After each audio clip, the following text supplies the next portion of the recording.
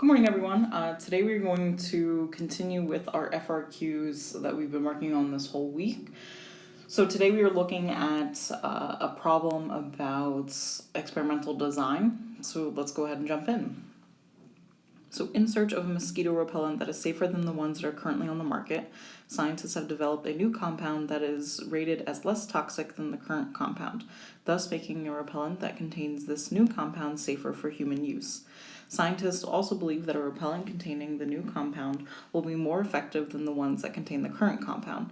To test the effectiveness of the new compound versus the current compound, scientists have randomly selected 100 people from a state. Up to 100 bins with an equal number of mosquitoes in each bin are available for use in the study. After a compound is applied to a participant's forearm, the participant will insert his or her forearm into a bin for 1 minute, and the number of mosquito bites on the arm at the end of the time will be determined. Okay, so part A, they want us to design a completely randomized design and be sure to describe a randomization process and identify an inference procedure for this study. So there's two things going on here. First, we need to design a completely random experiment, and then we need to suggest what type of inference test, they mean significance or hypothesis test, that we would conduct after we design the experiment. So let's go ahead and jump into designing the experiment. So for a completely randomized design, there are certain features that we want to make sure that we justify. So they said that there are 100 people, and we know that there are two treatments, the current compound and the new compound. So in a completely randomized design, we need to assign randomly the treatments to those 100 people. And we need to do so in a way that is sure to be random. So let's begin with how we're going to assign those treatments. So using a random number generator,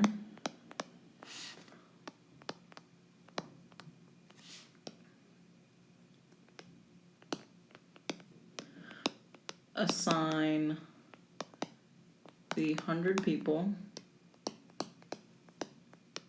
a number from 1 to 100. Okay, so we've assigned them a number, and from here we need to decide, okay, once I've assigned them a number, how do I know who gets the new compound and who gets the current compound? So let's just say the even number will receive the current compound,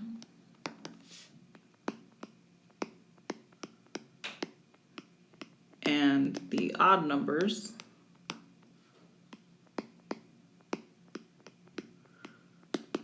will receive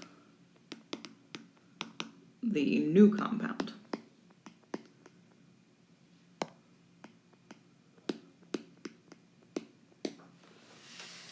Okay, so from here, we've selected our 100 people, we've assigned them a number, and we've determined, okay, who's going to get the treatments. So from here, we need to actually perform the experiment so that we can actually measure and compare our results. So this part here we haven't really done in full detail, just because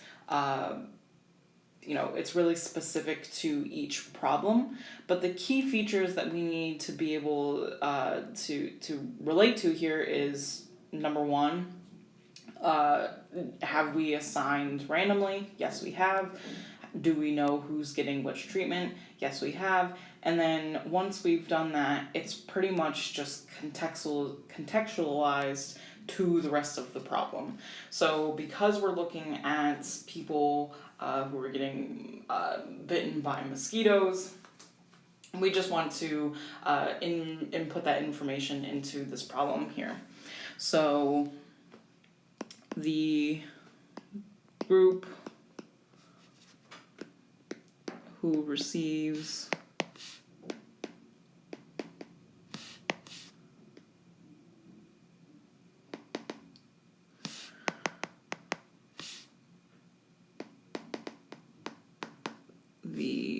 current compound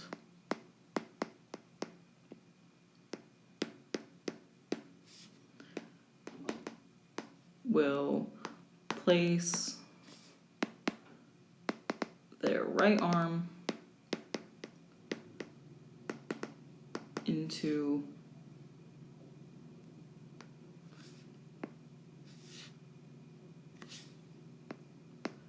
a random bin of mosquitoes. How do we spell mosquito? M-O-S. Oh, wow.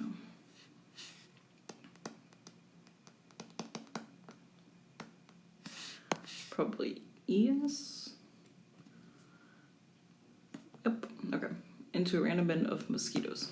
Okay, so this part here, it's just to ensure that there is some sort of consistency going on. So by indicating which arm the participants are doing, that is also going to make this standardized across, because what if for some reason there's a difference between your left and your right arm? We just have to be as specific as possible. So again, pretend like you are designing this experiment, you're actually conducting it, you're giving each person the instructions as to what they're supposed to be doing. So if I am one of your 100 participants, I need to know exactly what you want me to do. So by reading your instructions here, what we are creating, I should know exactly how to run the experiment and what is expected of each participant.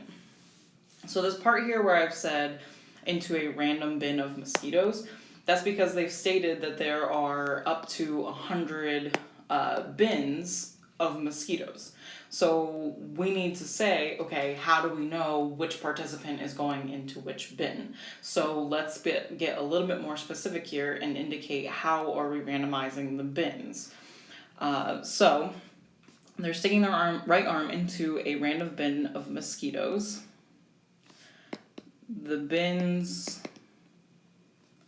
well, the 100 bins, each will receive a random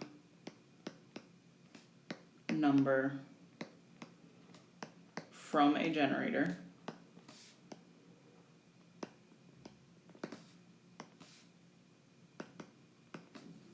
(1 to 100).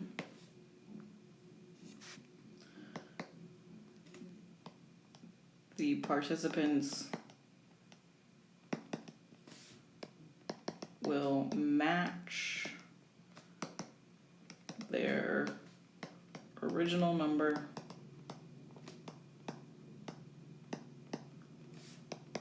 to the number on the bin.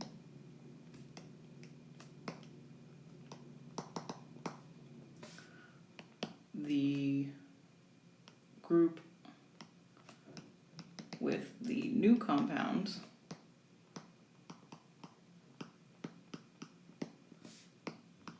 will receive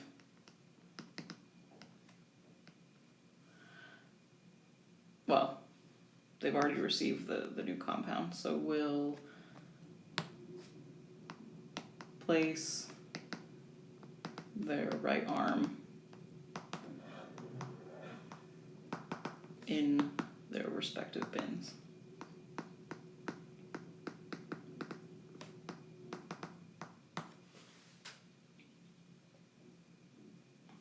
Okay, so from here, we want to say, okay, so after they have stuck their arm in here, we are going to sort of do the measure and compare aspects of these experiments. So let's continue on to the next page. So after each 100 participants place their right arm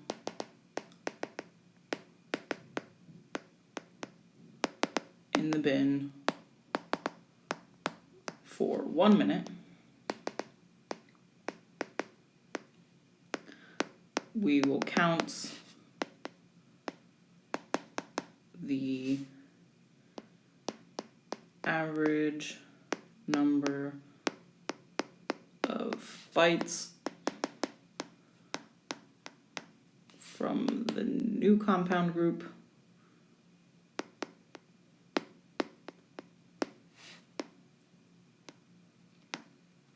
and the average number of bytes from the current compound group.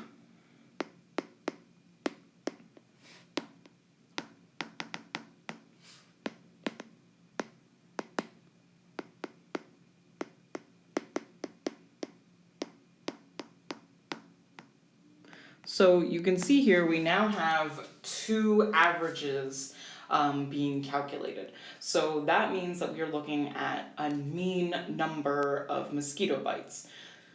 So looking at the second half of this, how it says identify an inference procedure for the study, we would want to say, since we are looking at two different samples, the new compound and the current compound, and we are comparing their means, we would want to conduct a two-sample t-test here. So since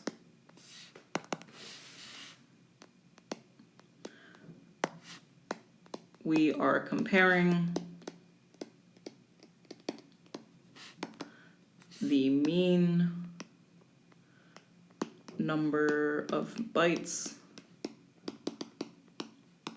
in each sample, we would conduct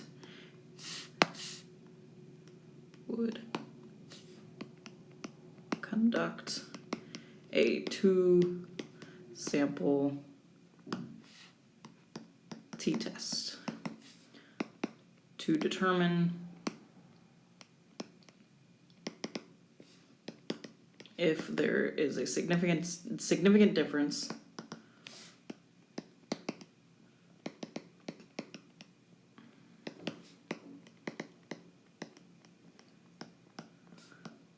between the new and current compound.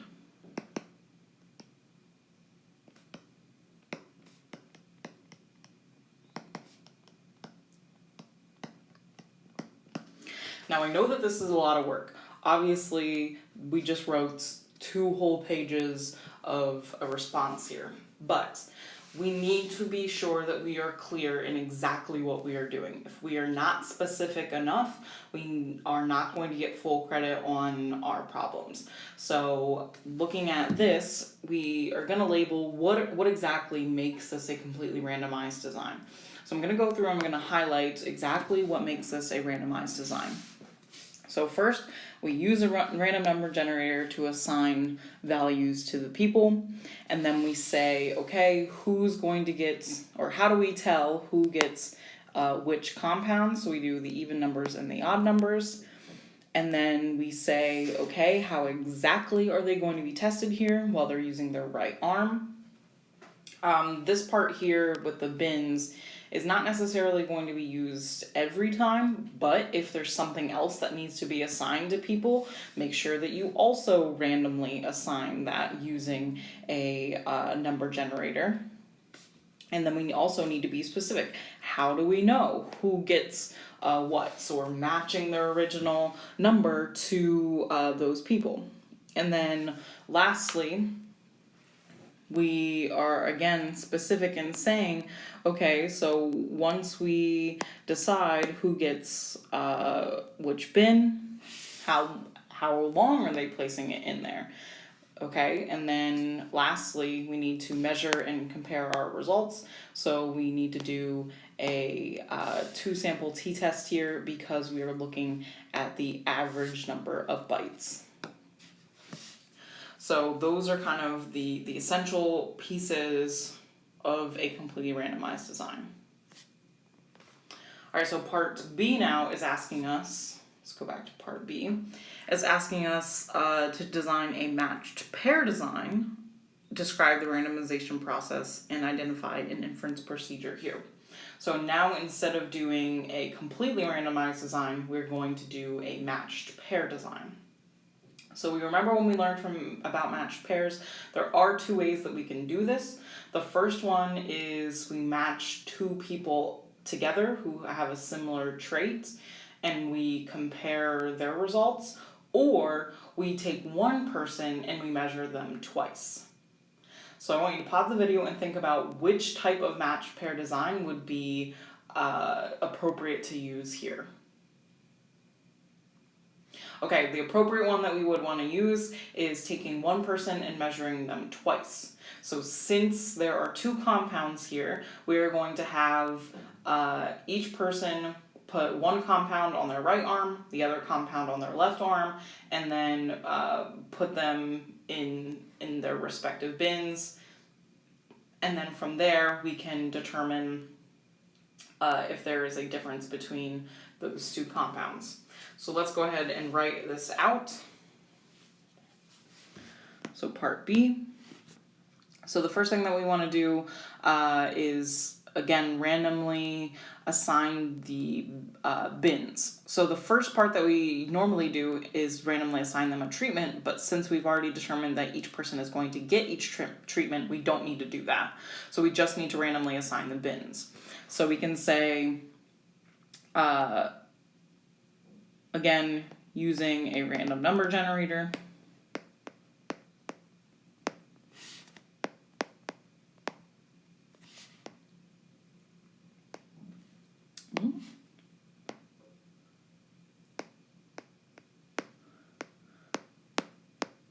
assign each bin a number 1 to 100. And since this is the same problem, it's a continuation of the same problem, we can reference what we did in part A. So we can say, using a random number generator, assign each bin a number 1 to 100, and the 100 participants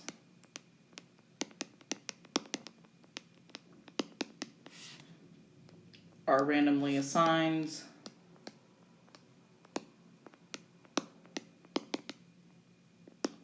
to each bin, similar to part A. So it's kind of strange, maybe you've never done that before, but since this is a continuation of the same problem, you can reference the previous problem. So since we've already described the randomization process in part A, we can reference that here.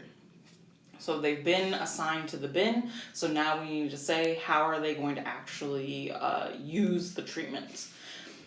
So each participant, and this is where the matched paired parts comes into play, will place the new compound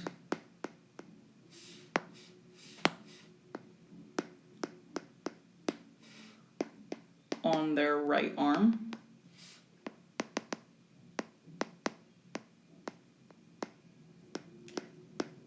and each participant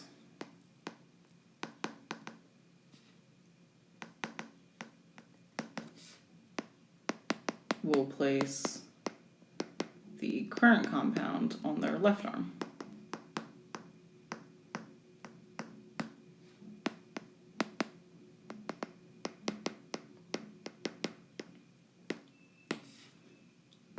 The participants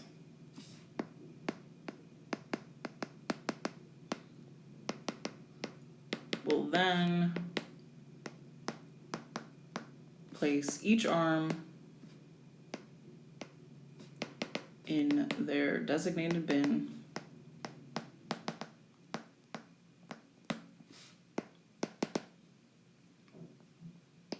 for 1 minute each.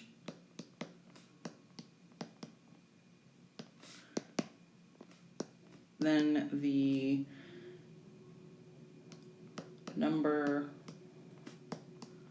of bytes will be counted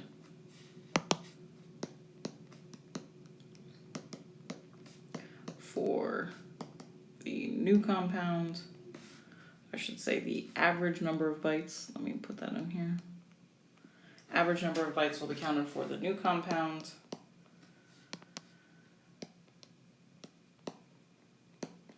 And the average number of bytes will be counted for the current compound.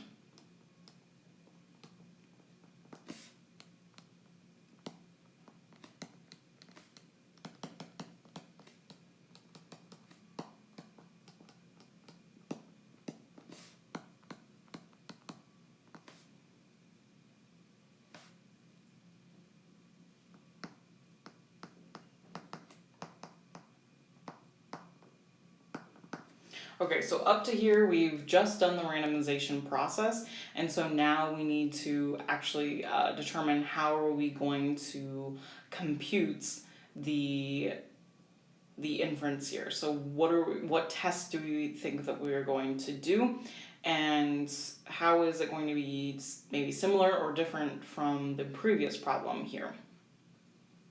So looking at this, we want to note the difference between the new and the current compound.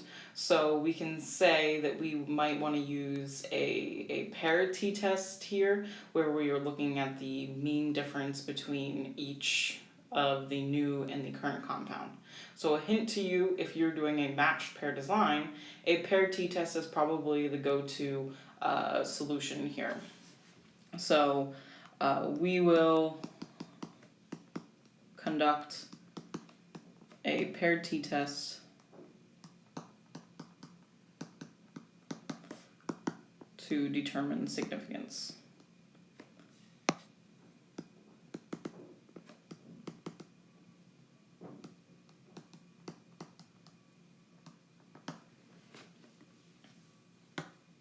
Okay, so our last piece here is which of the designs in part A or B is better for testing the effectiveness of the new compound versus that of the current compound. So justify your answer. So looking at this here, each design has some sort of benefit, definitely. But I would say here that the match pair design is better because we're sort of eliminating that variation from person to person. So if I am simply just comparing the new compounds on one group of people and then on a completely different group of people, I'm comparing a different compound, then there might be some variation between people. But if I'm taking one person and I am looking at, okay, how does this one compound affect you? And then let's test this other compound. How does it affect you in a different way? And then we're getting a sort of direct correlation from person to person. So here we can say, since the matched pair design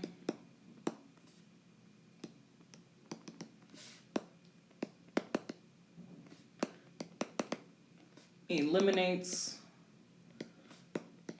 variation from person to person,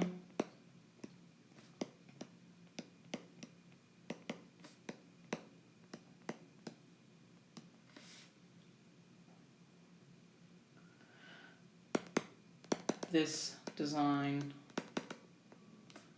is better suited to determine which compound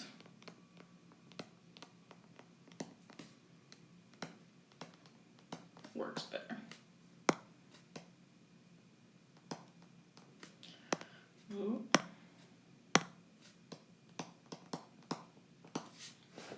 Okay. All right, so now we are going to have a brief Zoom call today. It probably won't last as long as our regular ones, but please make sure that you do log on by 8:20. Other than that, have a great rest of your day, everyone.